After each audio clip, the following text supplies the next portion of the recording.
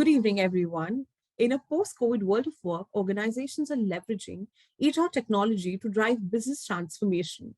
As the disruption continues to grow, best practices around hiring and onboarding will be further amplified by mushrooming of technology.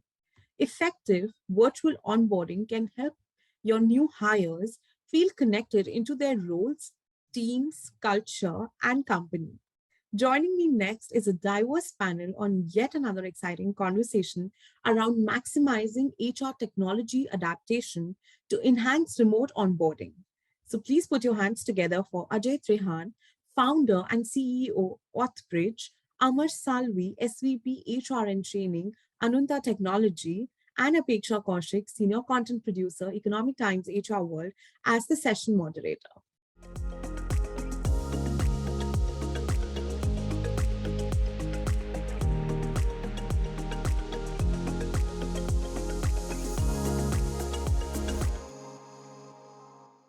Thank you for the introductions.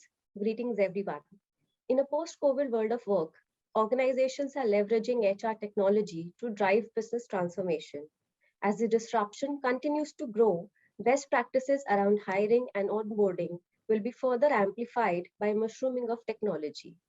Effective virtual onboarding can help your new hires feel connected to their roles, teams, culture, and company. To take this conversation ahead, I have two eminent leaders with me. Please welcome Ajay Trehan, founder and CEO AuthBridge, and Amar Salvi, SVP-HR and Training, Anunta Technology. Welcome, both of you. Thank you so much for having me. So we'll roll out the discussion, and Amar, I would like to throw this question to you to start with. Sure. We all talk about this new normal that the world is actually discussing a lot these days, which is if we talk about in a different phrase, it could be a never normal kind of a thing which we're looking at right now. So I would like to understand from you some of the challenges of onboarding in the remote or hybrid kind of organization culture what we are looking at this time, and how they mutated in the new normal. Right. Thanks, Apeksha. So you rightly put it across that it's like a never normal, right? So it's constantly changing, and I think what we are doing is we are constantly reinventing as to what needs to kind of change now. But what has really changed over the past 2 years, if you look before the pandemic and now, is that earlier inductions and onboarding were more of a physical affair, right? People used to come to the office, experience the office environment, experience their colleagues, experience the warmth, and then go through the onboarding process, and they would have that particular impression, right? All of that has changed. And now we are talking about people staying remotely. They may be in tier 1, tier 2, tier 3 locations, doesn't matter. Some of the employees, it's gone from being local to even global now, right? So you're not restricting yourself to talent because there's already talent scarcity that you're experiencing. And on top of that, your employees are all spread out. What is important over here is to ensure that everybody gets a sense of belonging, whether that's done physically onboarded or virtually. And how do employees, you see this, right? We have started ensuring that even while the onboarding is done virtually, the new joiner gets into the touch points much before that. So they get a welcome kit, which comes at their home. So we also need to understand that it's no longer the employee that you need to impress. It's also about their own family. They need to have a wow moment when saying that, hey, your company is going the extra mile to take care of you, right? And look at it this way, even in the current wave, with the kind of infections that are going on, we still have onboarding going on right now. And the first thing we ask our new joiners is everything okay at your place? These are the things, these are the important numbers you need to keep in mind. And this is the COVID response team, this is the medical response team. A few of those important aspects that we keep in place. So we have gone from an earlier physical interaction word to a virtual one, but that requires a greater sense of involvement from everyone. And I think the paradigm has shifted in that sense. So earlier, if we were at 100%, we are now talking 200% in terms of the level of engagement also. Sure, Amar, thank you. Ajay, I'm sure you would want to kind of add to that, because given your experience of speaking to so many companies, you might want to add to that. Well, it's been, I like the use of the word mutated by you, Apeksha. So the new normal is very different. I think I remember having this conversation with another group of HR leaders about a year and a half back, and we would talk about still a transition, and we did a kind of survey across the a lot of HR people who were participating in that survey, in that exercise at that point in time, to realize that 60 to 70% of the organizations were still trying to figure out how to kind of manage the new normal, right? When and we cater to some 1,100 organizations, and I realized that a lot of them struggled really hard in the first 3 to 6 months because their systems were not ready at all. But it's very, people, a lot of organizations have adopted very quickly to it. And the new normal is going to be very, very different. The challenges, of course, as Amar kind of pointed out, were more around engaging people. The good part of this whole COVID situation is that we are now closer to families as employers compared to what we ever were, right? So every activity that we do now, the family gets to see it. So so there's some goods and there's some bads, but there's a lot of learnings in the process. Ajay, we have already touched upon a little bit on, the kind of interactions you'll be having with different companies, organizations who vary in, size and scales and all. So if you can, give us a little more detail about the kind of onboarding strategies that they would be following. And also, like Amar touched upon the topic of great resignation. So are there any common principles to keep in mind in this era? We're all talking about the great resignation. So interestingly, what we've seen in a picture is the the pandemic in a way has been a kind of interesting equalizer, and no longer the onboarding processes vary based on the size of the organization. I think what is an important factor here is how technologically savvy the organization is, how strong or how nimble is the talent acquisition and talent management team in the organization is to adopt technology. And you'll be surprised that very large organizations, extremely large, and I'm talking of organizations which are in the top 5 of their sector, hiring thousands of people every month, have found more difficult to adjust to the new normal than some of the new age startups, who've just taken it to like fish to water. For them, technology was their, anyways backbone, right? So for how they were running business, and for them, therefore, to say, for us to hire people and, engage with people remotely is fine. They don't come with any preconceived notion on what to do, how to do, and, traditionally how things have happened. So they've kind of moved very quickly. I'll give you our example in AuthBridge. I mean, we created 2 new business divisions. We created 2 new business units in the last 18 months, hired the business heads of those 2 units remotely. In fact, one of the persons I didn't even meet till the end of the second wave. So everything happened remotely. Yeah. Both of them hired their respective teams remotely. So, so we actually ended up creating the whole business. And one of the businesses has, I think, about 130 clients, which are also all of them were run remotely. So it's a very, very different world now. Right. And all of that was possible only because we said, we were clear as a DNA in the company, technology or there is no other way to survive. And I don't know how many I've seen in the startup, the new age economy, organizations adapting very quickly to it. For them, it's like very normal. So the common principle, therefore, for me is how nimble are you to adopt technology? How nimble are you in adopting new practices? Are your line managers okay with not meeting the candidate in person and still, saying, okay, I don't want to look at his body language, but I'm okay with what I hear, on a video call because that's the way it's going to be. Are your line managers okay with managing a completely dispersed, team? I mean, we have a tech team where individual contributors are all over the country, actually in different parts of the world.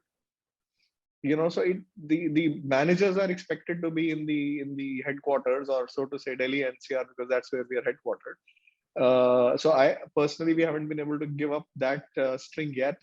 But individual contributors, I mean, it doesn't matter anymore. And I'm sure within a year or 2 years, irrespective of whether there's a pandemic or no pandemic, I think we will adopt to this whole thing of even the managers being anywhere in the world. I think it's just a transition that's happening in our minds as business heads. It's already happening, Ajay. It's already happening. And very well, articulated, both of you. So Amar, while, discussing on the technology part of it, as a leader, we already have this understanding that technology is nothing without a process, which is, technology backed by a process kind of a thing. So how to, have that perfect combination kind of a thing of both from a leader's perspective? How do you, plan ahead on these lines? So if you can, share your opinion here. So there are two aspects to this. One is you're talking about technology. And if you really look at it from a technology perspective, there's no dearth of platforms out there today that make this possible. You would have right from the time that you have identified the candidate to the time you roll out the offer to the time he's onboarded, you have a platform for everything. The second part of that is people, processes, right? And, unfortunately, you may have the best of the platforms, but if they are slow in adoption, and if your people have a mindset in that which is slow in adopting those, it will all fall through. And we've seen that, and we constantly are, like I said, reinventing and moving on. And the real thing is technology, that's really out there. All you need to do is have the right people and the process in place to ensure that it is followed through. In all of this, the most important aspect is your personal touch points and how people feel engaged. And that's where, earlier on, I talked about the sense of belonging. Because working remotely, working virtually, you will not get a sense of that company's culture, the look and feel, all of that is different. You will only experience the culture with the colleagues that you day-to-day interact with. Okay, are they calling you at odd hours? Are they asking you before calling? These are simple things, right? But they matter a lot for somebody working from home. He also needs to have a switch off time, right? Earlier, we used to talk about work-life balance, right? That work-life balance itself has changed now. We are all working from home. And I think, somewhere, your family is also waiting for you. So there are those times also. The other thing is, because you're working with global colleagues who are spread out, there is that sensitivity in terms of the time zones also you have to keep in mind. So technology, process, people, all hand in hand.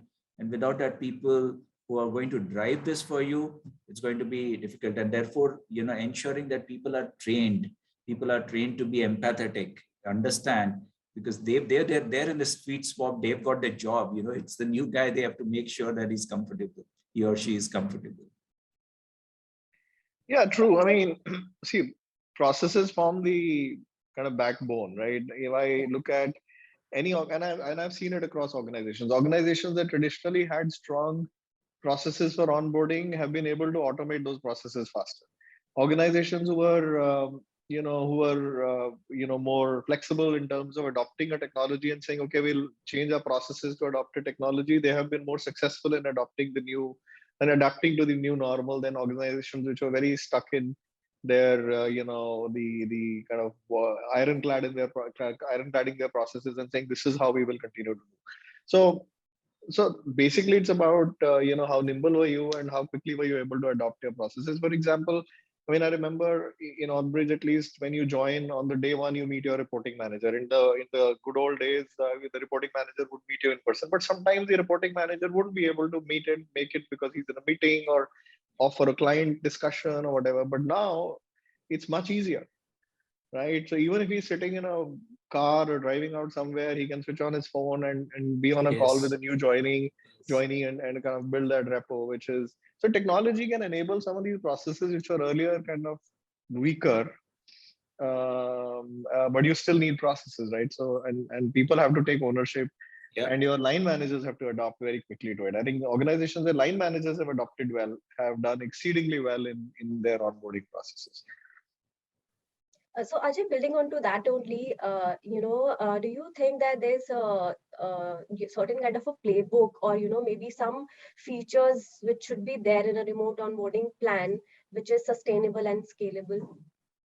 I think very, very interesting question. I'll give you an example from a client. It's a very large tech company and can't name it because it's one of the top 5 companies in the country. And in the earlier days, pre-COVID days, when they would send us a candidate's docket for us to do background check of the candidate, we would see a lot of forms, which were 10 forms or so, where the candidate, the poor guy, is just putting the handwriting the same information again and again. His name, his father's name, his date of birth, address being written some 20 times. You can imagine how frustrating that would be for a candidate. Right now to get them to move to a model where you're saying that, okay, here is a link, candidate just fills one information, all the 20 forms will get auto-generated and digitally signed.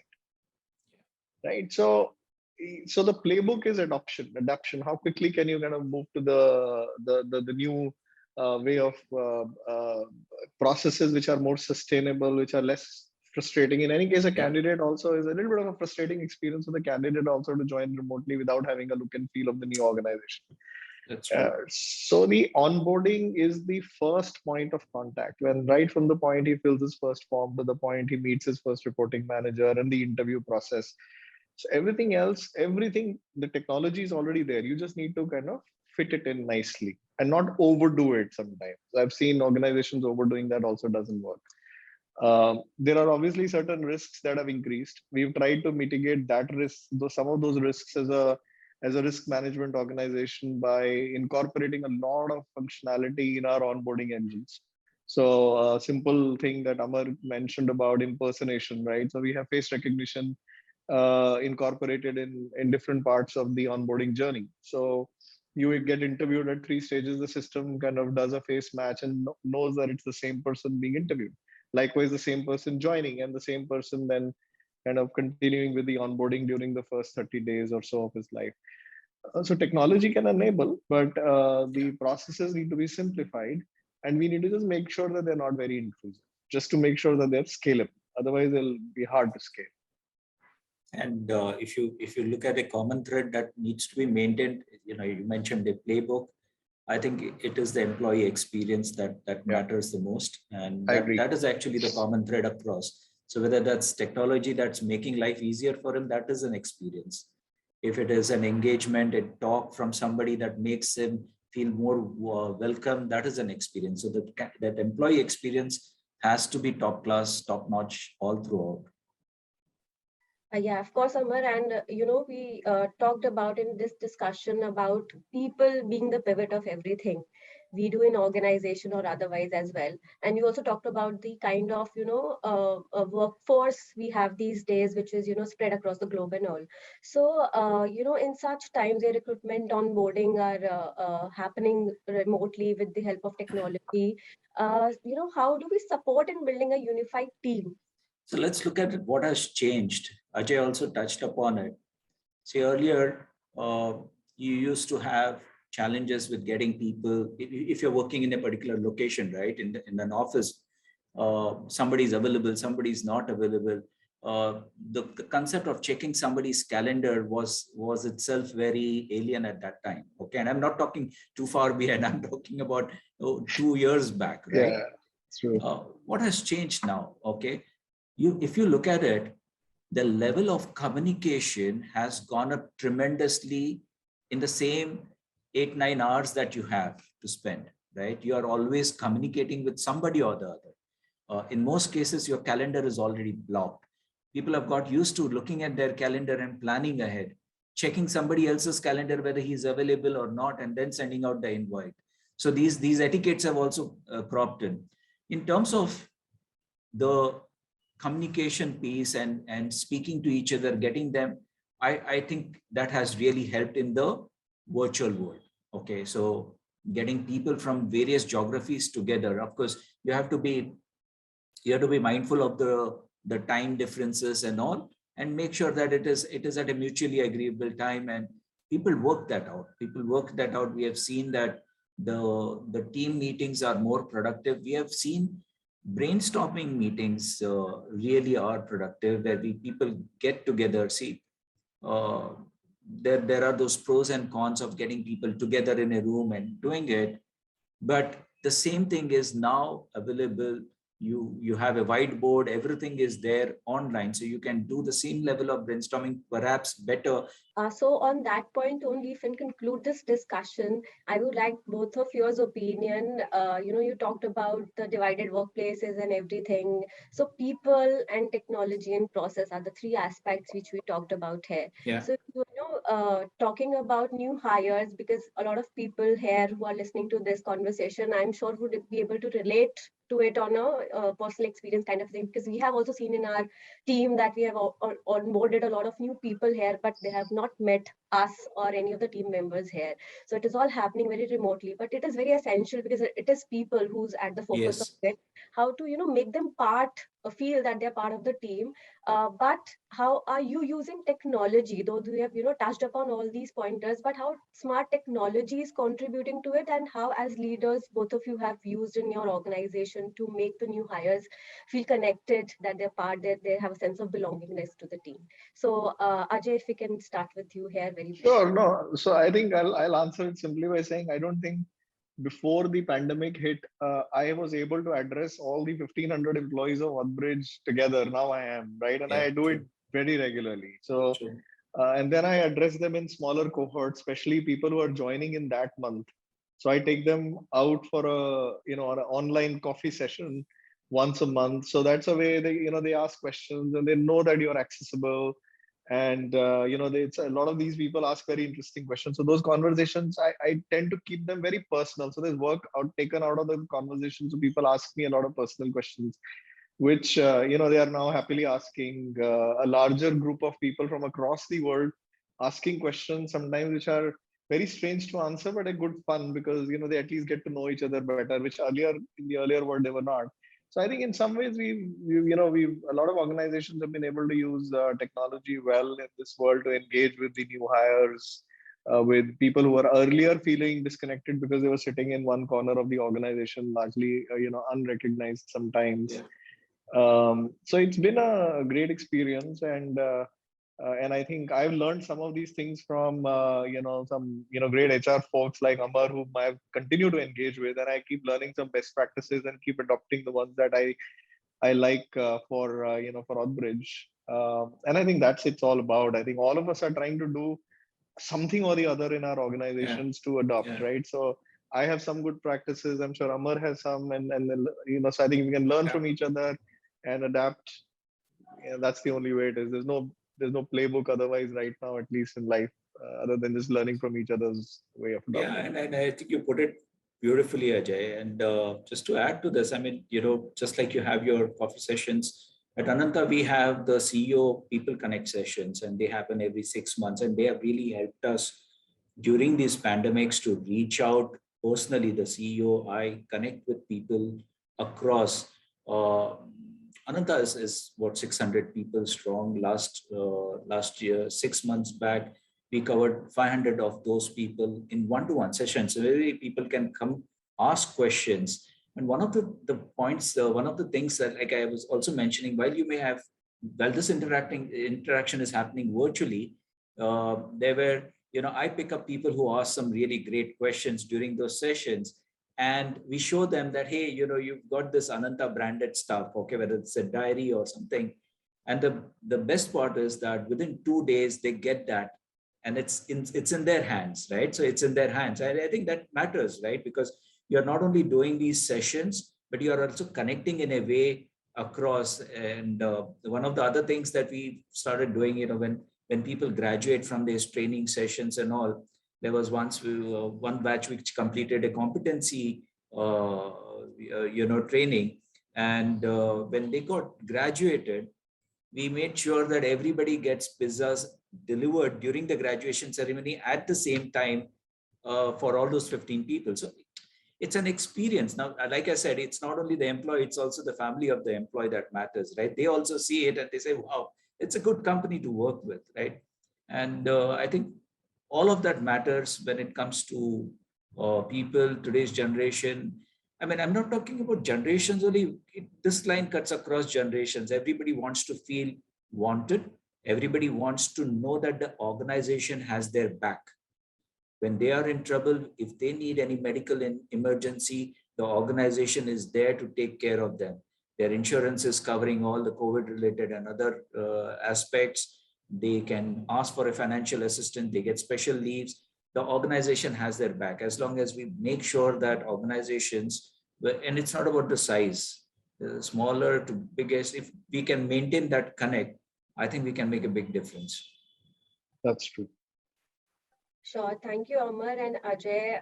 They say that when people talk from their experiences and from their heart, you have a sense of connected conversation kind of a thing, which is, I hope that has happened here, and the audience would also have a sense of connect here, because this is all what we are experiencing at this moment. And there are a lot of, learnings from this conversation. So thank you very much for your time today and for this very interesting and insightful conversation that we have had with both of you here. Thank you so much. Thanks, Apeksha. Thank you. Thanks, Thanks Ajay. a lot.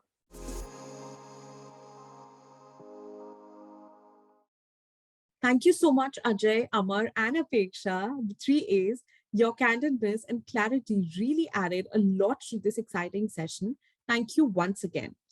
Also, for our audience, do not forget that the leaderboard feature is already active on this platform. It is the point where you're going to earn points by inviting your friends to the virtual conclave, sharing the summit content, and rating the sessions, visiting the partner booths, and downloading useful content, watching informative videos, and taking part in surveys or chatting with the experts. At the end of the summit, you'll get attractive gifts based on the points earned during the summit. So keep engaging and keep winning.